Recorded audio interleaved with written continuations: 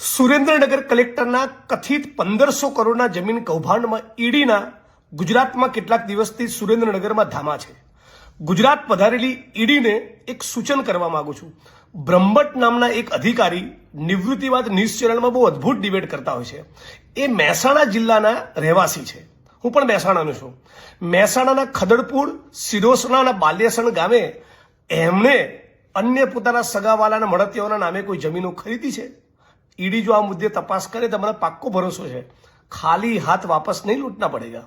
સાથોસાથ કોઈ શ્રેયા ઇન્ફ્રાસ્ટ્રક્ચરમાં એમનો મોટા મૂડીરોકાણ છે, અને જો હા તો એ એમના પગારના પ્રપોર્શનમાં હતા.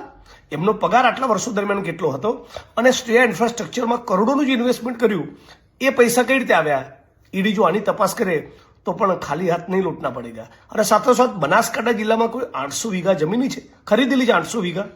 આની પણ ઈડી તપાસ કરે એવી માગણી કરું છું. ઈડીનો ગુજરાતનો ફેરો બ્રહ્મભટ્ટ સાહેબની મિલકતની તપાસ કરશે તો ચોક્કસ લેખે લાગશે.